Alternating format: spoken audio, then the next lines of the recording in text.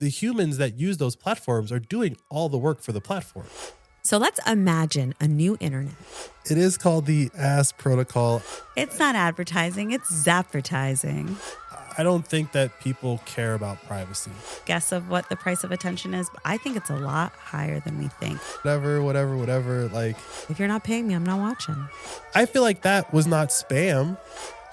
You're listening to Flirting with Bitcoin, a weekly chat with my very interesting husband about Bitcoin and how the world and our family's life is better because of it. It's season 4, and we've moved to Nostr City. So my Bitcoin lessons are done? Your Bitcoin lessons are never done. So what does new social media have to do with it? Babe, Nostr is more than social media. If Bitcoin is the new money, Nostr is the new internet. You really think so? I do. I believe Nostr will drive the next wave of Bitcoin adoption. So Nostr City is where we need to be. We? Yeah, of course we're bringing Keon. You got your bags packed, buddy? Yes. Good job. Don't forget to pack your NPub. Let's go.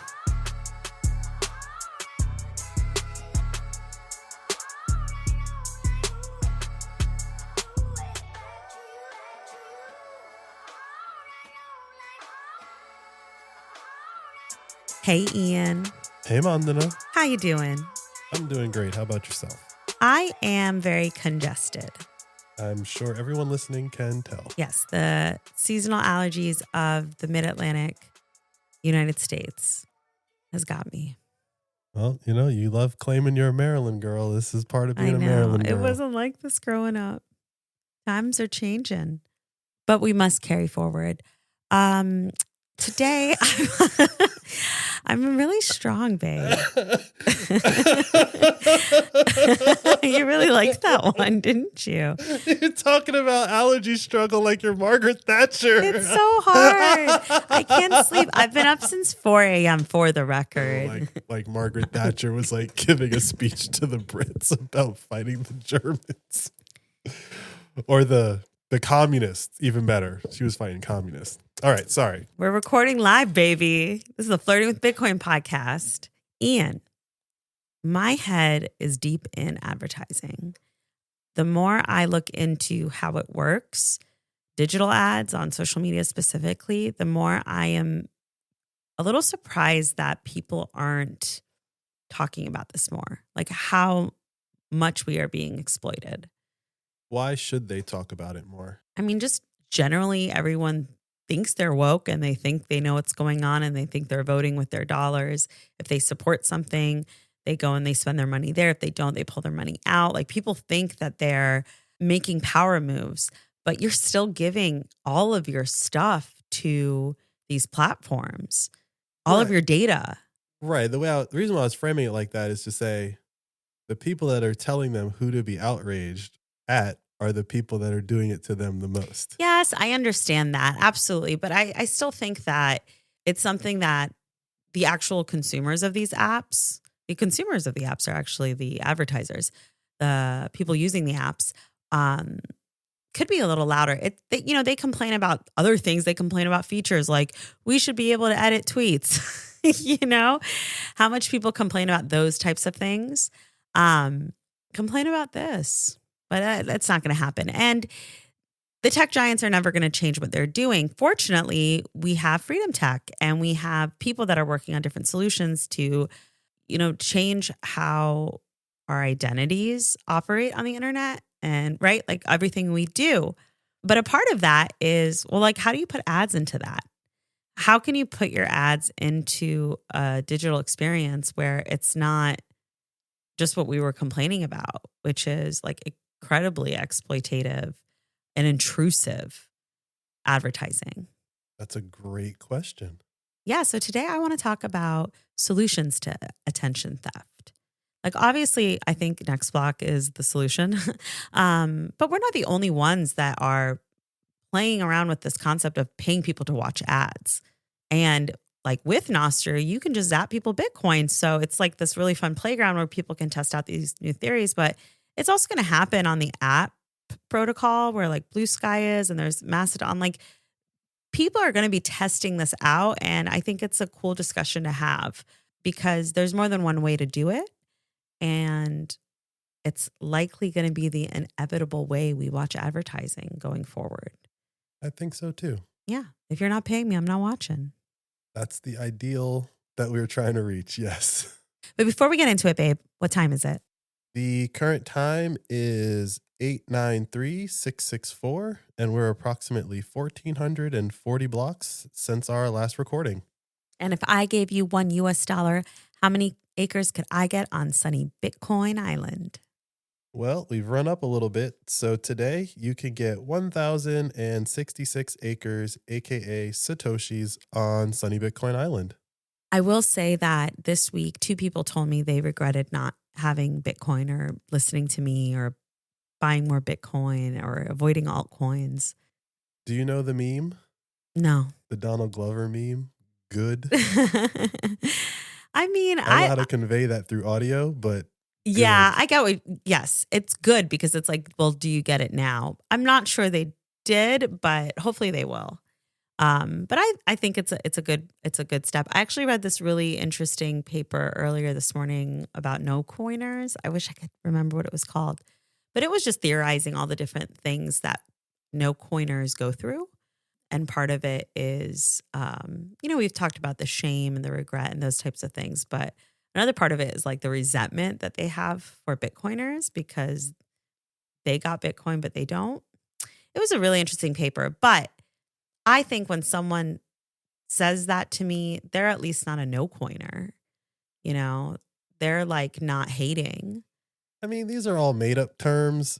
No coiner, partial coiner, whatever. Like, I'm just happy that they've had the realization. Exactly. That's all. Small wins. So yes, while the price of Bitcoin does not matter, it does open up opportunities to orange pill people or solidify. Solidify what? I don't know, like some conviction. I guess. Yeah. I will admit it took a lot to build my conviction. So I don't blame anyone who it takes a while. Absolutely. Take your time, but not too much time. Get the power back. Get the freedom back. Get an MPub. And just start with that.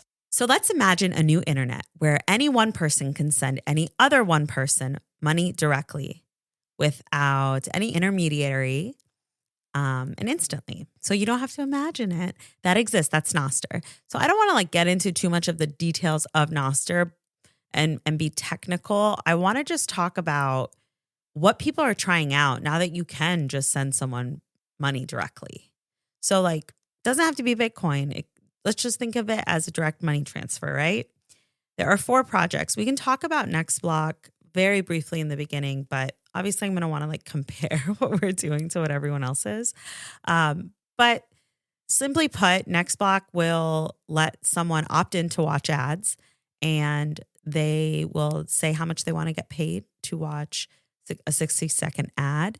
And then every 10 minutes or so, when there's a new block on the Bitcoin blockchain, they get matched up with an ad that meets their price. They watch it. And then after they watch that ad, they can say, I don't want to watch this ad again, or I don't want to get something from this brand again.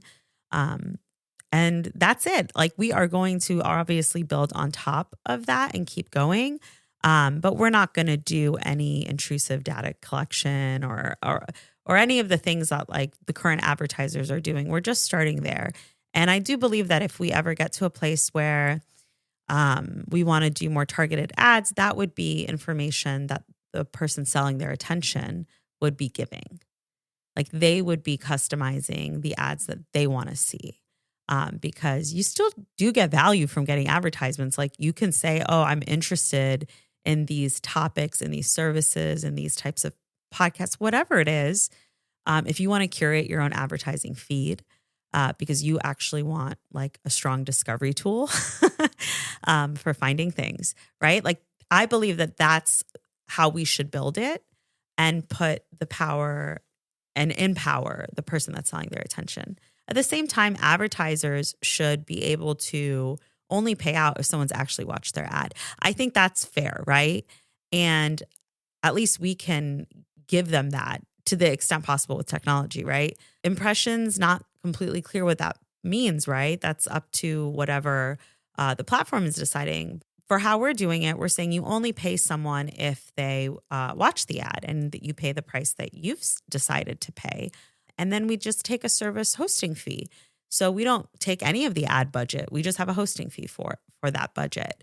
That's what Nextblock is. And, Nextblock is possible because of Bitcoin and Nostr technology. But there's other things that are also happening on Nostr. Like, we're not the first ones to try to figure out how to advertise or market on Nostr.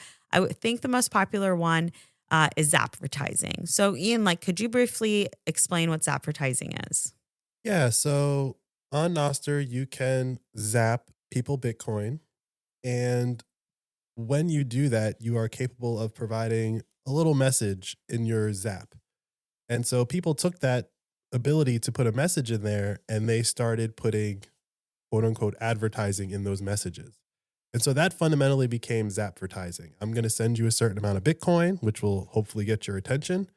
And in that message of you receiving the Bitcoin, you'll get maybe a link to something or notify that a product's on sale or whatever they want to message you. And that's pretty much all Zappvertising is. With that idea, people built on top of that idea and created interfaces where you can schedule zaps and all this kind of stuff, right? But fundamentally, that's the idea. And it works. I mean, wouldn't you read the note attached to money that's been sent to you? I mean, most of us read comments on things that we've posted, or if we get tagged in something, we look at it.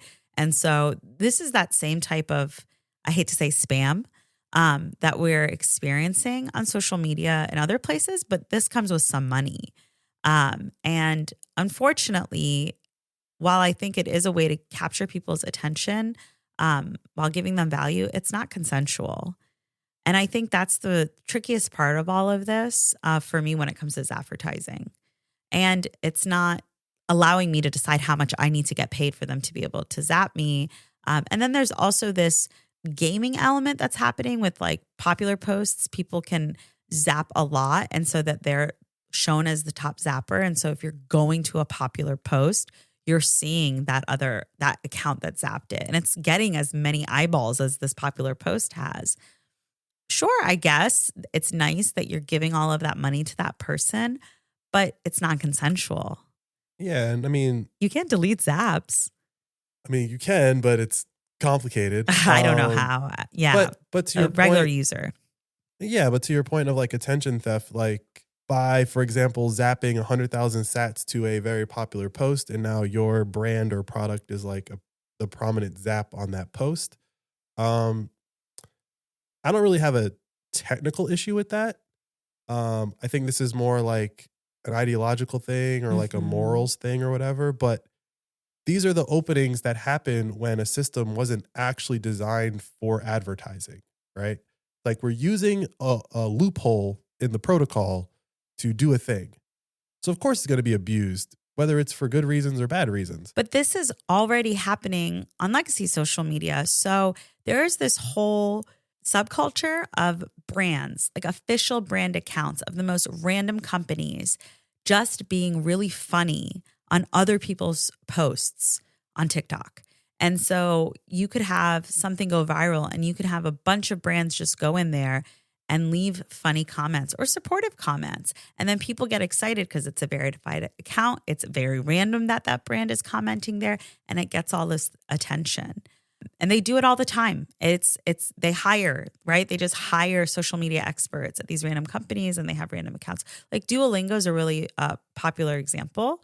What it is today, I think we're all used to it. We've seen the Duolingo TikTok account enough, but it's not out there, I think, really promoting learning new languages. It's just being funny. And so that's how it was getting people's attention and gave me the algorithm that way, being really funny in the comments. You can still do all of that and then also zap people. I would say that, yes, it's not necessarily attention theft because you're giving them something back. You're deciding how much their attention is worth and you're paying them for it.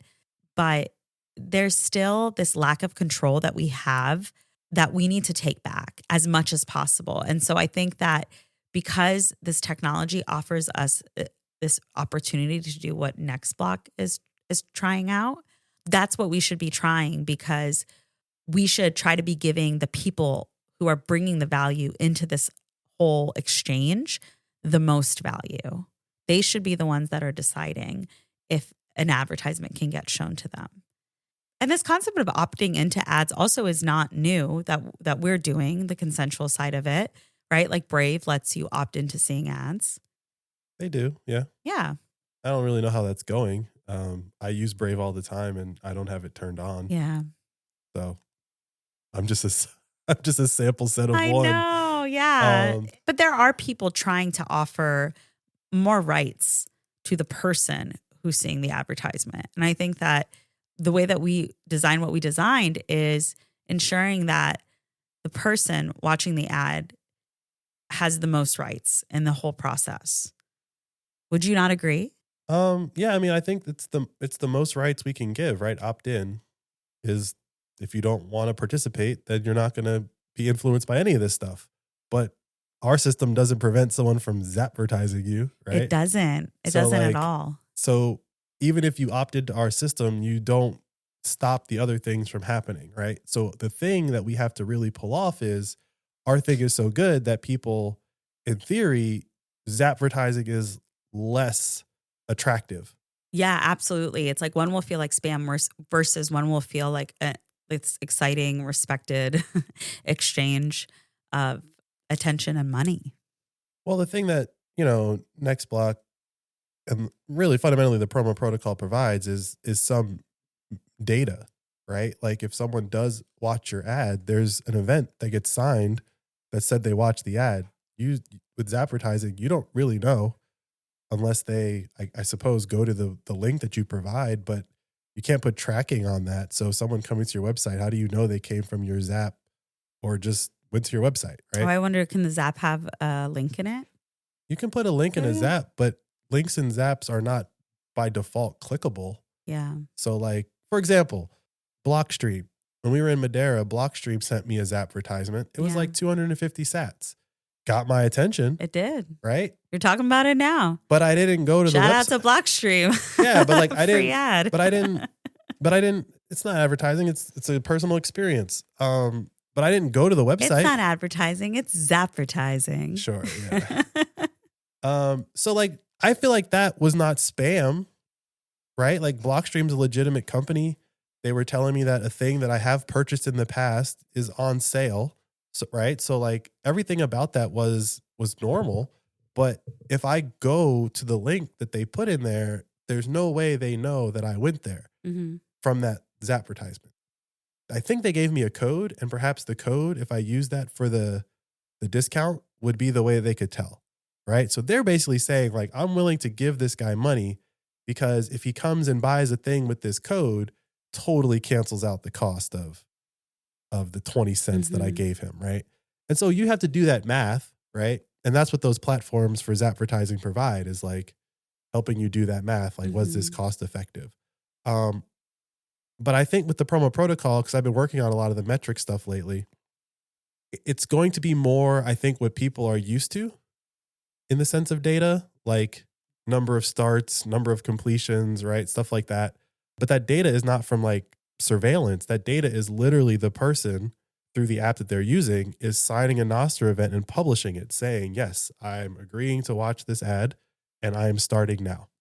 Yeah. And when they complete, the billboard itself says, yes, they finished watching the ad, and the billboard signs an event. So those two signatures have some validity as just a pure data set, which I don't think you get from the quote unquote advertising non-consensual approach. You had said it once. It makes an attention record. Well, it's a marketplace. So it's creating a record that a normal marketplace would have, which is there was a buyer and a seller. They agreed on a price and a product was exchanged. And all of that data exists on Nostr now. It's not in the NextBlock database. It's just on the Nostr protocol. Anyone can query the data and see it. So let's talk about BuzzBot. So BuzzBot is the latest. Yeah, it's the new hotness. There was actually something before BuzzBot that you didn't have on your list. It was called Prism. And so prisms were like, you could attach a prism to a note, and if someone zapped the note, the prism was configured to route the money to different people. What does that do? Is that advertising? So Prism was a way to say, here's a thing. if you like it, zap it. And these people are going to benefit from your zapping.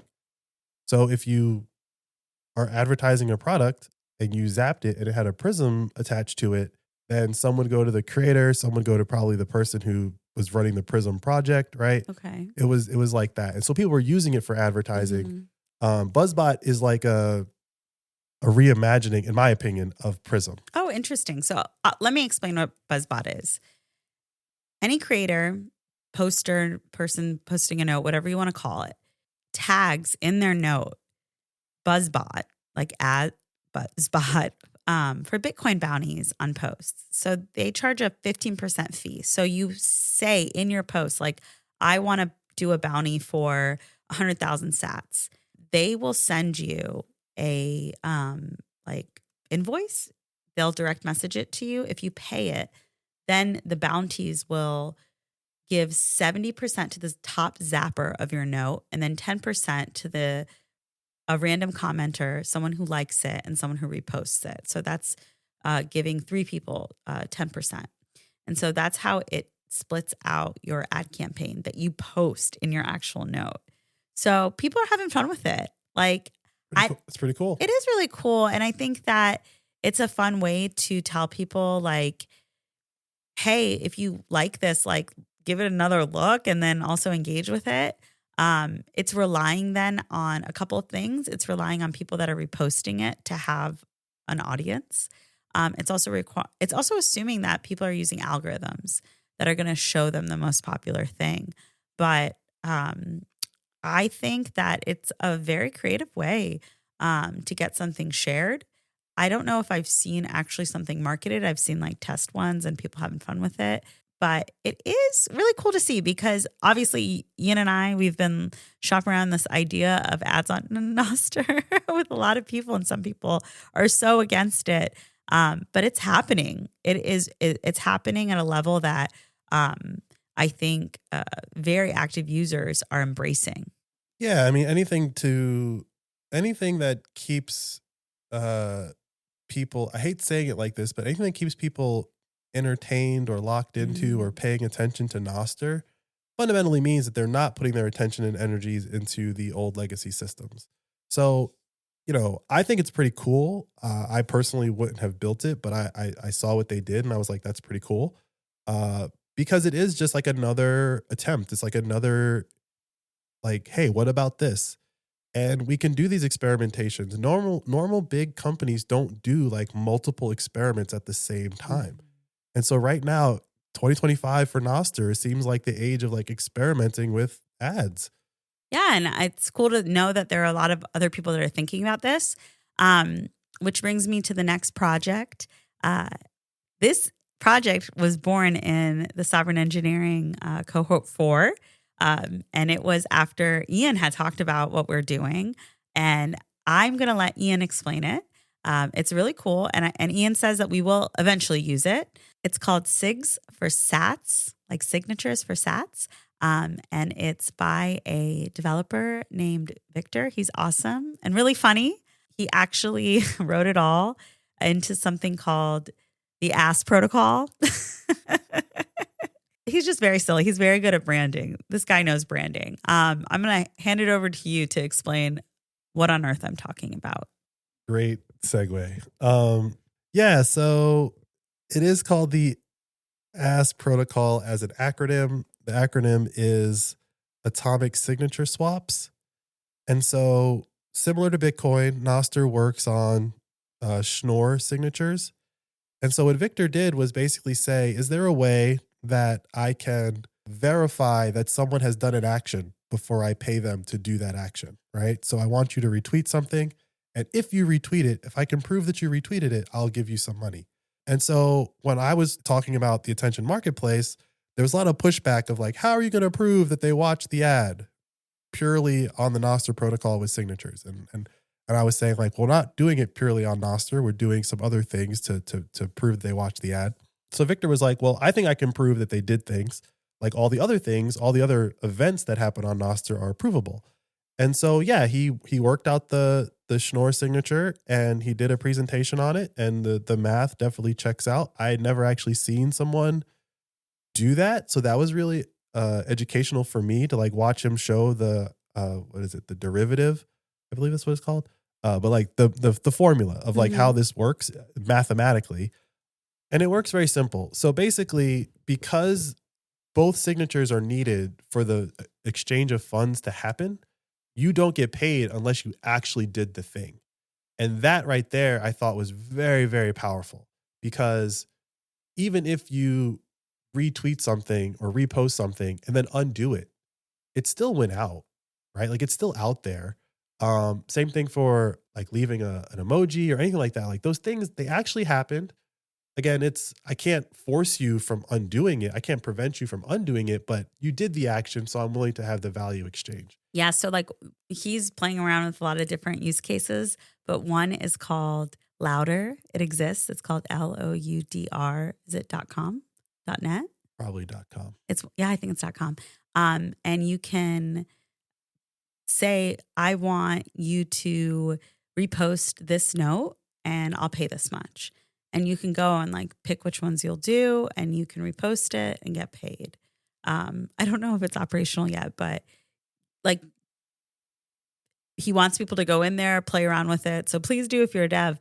But yeah, so much can come from that. But it's really cool that just by hearing how we're trying to do ads, it got him thinking about it. And so next block will come and go, maybe, I don't know, hopefully stay, but other people are going to pop up with their ideas. Hopefully they're going to use our promo protocol. But if not, they'll come up with their own thing. Yeah, I just want to add on to that particular idea. So while we were in Madeira, Victor published the protocol. A guy that was at the MIT hackathon picked it up and used it and won the hackathon using Victor's atomic signature swap protocol. So I jokingly say, like, I'm 2 degrees of separation away from winning that MIT. Basically, there you go. Winning that MIT hackathon. But this is a really cool thing about the difference between protocols and platforms, right? So if Nextblock were like this super private company, we wouldn't have gone to Madeira. I would never talk to Victor. And I would have never been like, that's actually a cool idea. You should do that, right? Like I would have never had those exchanges. And so because we're doing this in the open, we know that there's a problem that needs to be solved, and everyone gets to see all the attempts, how they succeed, how they fail, and we can iterate a lot faster than any legacy company could or would, because they don't have to. You're already locked into their system. So I thought that Victor's project helping that guy win the MIT hackathon was like really strong signal that even the people that are at that, it was a Bitcoin, like crypto Bitcoin hackathon, were like, this is the coolest thing, that like it won. So it's like, yes, this is a problem that needs to be solved. Full stop. Yeah, maybe I'm wrong. Maybe a lot more people are angry about this than I'm thinking. I think we are very early in what we can do with Bitcoin on social media with Nostr. Like Zaps are still in the age of technology. Zaps are very new. Exactly. Like this concept of just being able to send anyone money. And so what we've seen in the past is instead of, oh, you zap Bitcoin, we saw people spin up entire new crypto coins. That's what they were spinning up their crypto coins for, was so that people could exchange money for their little use case. Oh, you want to store files on my server? Use my file coin. Or, oh, you want to do XYZ? Use my specific coin. With Zaps, we just gobbled up that whole use case. If you're spinning up a crypto to do that, you've already failed. How embarrassing. Well, hopefully you pay yourself a large salary from your VC money, but you're not going to be successful. Get the power back. Get the freedom back. Get an MPub. And just start with that. We can't give Nostr all the attention. I wanted to talk about Blue Sky and the app protocol and some other places where people are going that are supposed to be escapes, right, from the legacy social media model. I'm not on Blue Sky. And I don't really know much, but I tried to do some research and there aren't ads on there yet. I think there are different ideas floating around, but they're not really publicly discussed. I do think that there are more public conversations happening around how creators can get rewarded. That seems to be where they're focusing those conversations on. And I think same goes with Mastodon, but there's a way for them to sponsor the servers that are running it. Have you heard this? Yes, you can sponsor things. Exactly. So that's kind of how they're trying to tackle it. And then there's something called Lens Protocol. And they have NFT ad slots, which I could not figure out what that is. And so I think it's interesting that you have these solutions that have been spun up to tackle, social media and their supposed decentralized social media offerings, and they have no ads. And so no one thought to start with it. And people are not necessarily innovating outside of Nostr. Like you were saying, like, oh, Elon went in and he took over Twitter and he was like, we got to pay the creators, as if he's being innovative. That's not innovative. He's just having a company catch up with the industry. Whereas the innovation of Nostr opened up a lot of new ideas from a lot of different people that weren't talking to each other, right? I guess we were talking with Victor, but that's the exception. It seems like that's the exception. Yeah, I mean, this is where incentives matter, right? So if you're a Blue Sky, right, and your incentive is to tell everyone that we have a better way of doing social media, well, you already know that everyone hates ads. They hate the way that the business is run with the ads in the legacy system. So why would you even include that? Full stop, right? Now, you better believe Blue Sky will have ads at some point. There's zero chance that the thing works without ads, without some monetization strategy. Okay, you're going to pay creators. Who's paying the creators, right? Like all this stuff is going to come again. And so if you don't change the incentives, you're going to get the same outcomes. So yes, Blue Sky may seem better because there's no ads right now. And yes, you'll have some entrepreneurial people that are going to try to do maybe something slightly different. Subscriptions, sure. Now you're competing with Substack, right? Like Substack is taking the subscription route. All I'm saying is that at the end of the day, Blue Sky, if it's going to live, it needs to produce enough money to pay people to keep working on it. And unless they do something different in how they monetize themselves, you're going to end up at the same spot. I think this is very funny because last night we watched Mythic Quest, and there's the money guy, Brad, right? And so they did like this whole he's like this international man of mystery around how the money guys, they're always around the idea people. It's like, you have the idea, but how are you going to pay for it? I'm the guy that finds you the money. And so I believe that Blue Sky, unless they have different money guys, the money guys that are going to be attracted to Blue Sky are the same money guys coming from Twitter, from YouTube, from all those other places. They're bringing the same ideas and the same approaches. On Nostr, we don't really have any money guys. So that's why you're seeing all these other things, which are like BoostBot and Zapvertising and like I said, Prism and Nextblock, right? Just two strappy kids trying to change the world. But we're bringing a different set of incentives. Yeah. And I believe it's those incentives, not so much the opting in and the paying you to watch the ad in particular. It's the incentives of it all. And all of these different things on Nostr really in their own way are bringing is a different set of incentives. So with a different set of incentives, you can expect a different outcome. I don't know what that outcome will be, but I'm very suspect if Nostr will devolve into what Facebook and Twitter and all the other platforms have become. I just don't think the incentives are there. I agree. I think that the incentives that we're offering and some of these other projects are offering are maybe enough to pull people away from their current state of attention theft, of constant attention theft.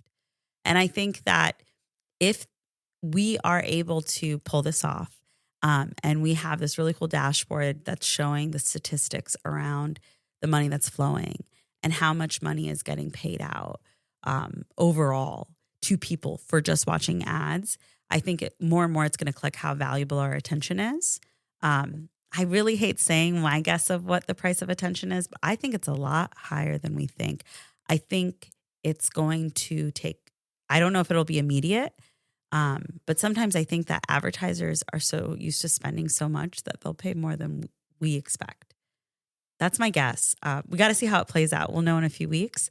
But I'm convinced by everything that I've been reading and just experiencing now with this lens, we could fund a free internet with this. Yeah. By putting the majority of the money that user-generated content generates, right? Because creators are generating user-generated content. Like these platforms are not creating the things that we enjoy on them. YouTube does not make content, right?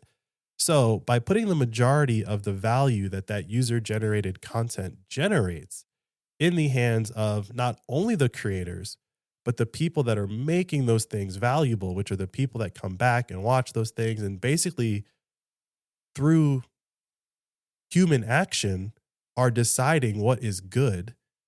The humans that use those platforms are doing all the work for the platforms. Platforms then layer on some AI and some algorithms and stuff like that to increase their earnings. But the humans are still like the algorithm on those platforms. And so by just changing how the money is distributed, you can expect better content. You can expect content that is more in line with what people want and not, the classic, like people having their mouth open in every thumbnail on YouTube because that's for the algorithm, right? So there's a lot of things that are like second and third order effects of the current legacy systems, like model and incentives that what are the third order effects of an attention marketplace? Forget like the immediate one. The second and third order effects are where you really see change start to happen. Yeah, money is flowing. You have a circular economy. And to give credit to all these other projects, they're doing that right now. They're zapping people. They're putting money in people's wallets that they can then just zap out, right? So like growing that circular economy is going to be really interesting because we live in a reality where you can love a TV show and it has a cult following and they cancel it. Like that would not happen if we lived in a world where the content creators were getting paid directly by the people who supported them and they had enough people watching their stuff that they could earn enough to keep making their art. Because the people that are paying them are willing to watch the ads that are in that content creator's product because they know that's how we're going to fund their product. Yeah. Like if this was actually a transparent transaction and experience, I think we would all have a different relationship with advertisements also because we would know that, oh, these people are just sponsoring something I like, or they're sponsoring my internet experience. And this is how everything gets paid for. Nothing is free. Nothing in life is free. Like, right? It's teaching you that reality instead of lying to you and tricking you in a way to steal your attention. Yeah, I mean, you could argue that the majority of the internet for the past 20 years has been VC funded and has not been priced accordingly. I can and I will argue that. And to that point, you were saying, you don't want to guesstimate what the price of attention is, but I thought that zap from Blockstream was very interesting because that might have been the biggest zap advertisement that I got. Mm-hmm. And like I said, it was like 250 sats, I think. At the time, it was less than 100,000 per Bitcoin. So it was a little less than a quarter, right? Mm-hmm. But that was like a quarter. Yeah. And that wasn't 60 seconds. That was like, hey, yeah, someone just threw a quarter at your face. Mm-hmm. You have to turn and look like, what's going on, right? What do you want? So like, I thought that was a very interesting price point because, well, Blockstream was selling something. So, okay, they gave me 250 sats. If I go buy one of their products, that's hundreds of thousands of sats. So yeah, it's so much easier to do the economic calculation when you know exactly how much you gave the person and exactly how much you'll get back if they accomplish the task you want them to, which is in their scenario, buy a product. Yeah, absolutely. So, okay, I'll give you a quarter and I give you a code for 20% off. If you don't use a 20% off code, it was a quarter. If you use a 20% off code, I didn't give it to you for free. You still bought a thing. It definitely changes the formula, the equation that everyone has been using in digital advertising. Yeah. And I think not to be overly dramatic, but it changes everything. Get the power back. Get the freedom back. Get an MPub. And just start with that. It's time for Satoshi for your thoughts, Ian. Are you ready? Always. Generally speaking, like the general adoption of Bitcoin by the mass majority, right?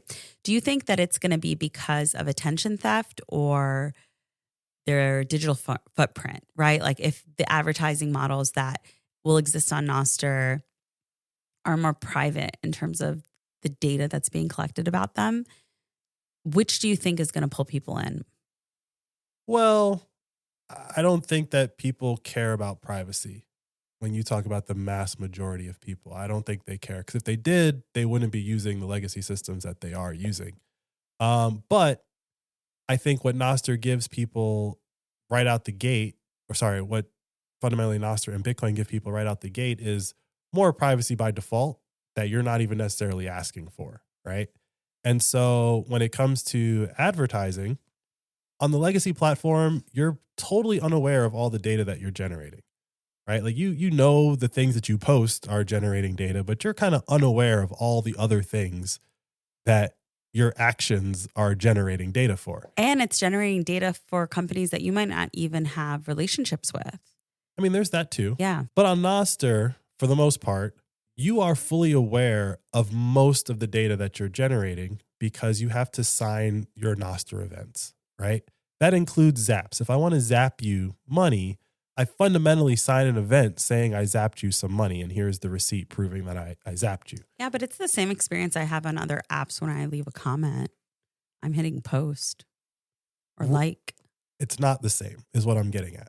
So on Nostr, which you don't use it this way yet, so you're probably not aware of it, but like you can set it up where every time your client is going to sign an event that gets sent, you get a notification. And you could say, no, thank you. I don't want to sign that. And fundamentally, I don't want to publish that, right? So if you are someone who cares about that type of stuff, you have that control on the Nostr protocol to not publish certain data because it's your key that has to sign something. Just like with Bitcoin, it's your key that has to sign something to send the Bitcoin. And so one of the things that I've been playing with as I've been building out the promo protocol is I'm building an API layer.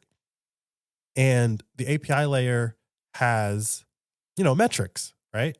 So, okay, you make a request for the API to the API, you ask for some data, some metrics, and I give you back some data. It's like, okay, how do I know this data is true? I can include every single event that was signed by every single person that produced those metrics. And anyone can verify that data to prove that that data verifies that the metrics that I gave you are the aggregate of those events. So for some example, there's someone who's advertising a lot and they want to look at everything that their ad campaigns have produced. They could just look at all that data and analyze it themselves. Yes, because it's fundamentally not Nextblock's data. It's not the promo protocol's data. It's literally just data that's out there. So do you think larger companies that are just stuck having to use these legacy platforms are really going to get liberated via Nextblock? Well, it's not fundamentally Nextblock. I mean, obviously we created the promo protocol. One and the same until there's another one. But the point is that what the promo protocol does is say nobody owns the data. All we're doing is, for lack of a better term, scraping and or aggregating all the published data that we care about. So, for example, there's going to be hopefully hundreds, if not thousands of billboards, right? I don't care about the metrics for those other billboards when I'm referring to my billboard. So when I go to the Nostr network and I say, give me all the metrics for my billboard, it's going to give me just the events that are related to my billboard. But someone else might build something that says, I want to know the entire promo protocol data set and I want to see everything and I want to do aggregates of all the things. Okay, cool. The data's out there for you to do that also. Or maybe, like you said, you're a company. You're like, well, I want to analyze the data myself. Cool. It's out there for you too.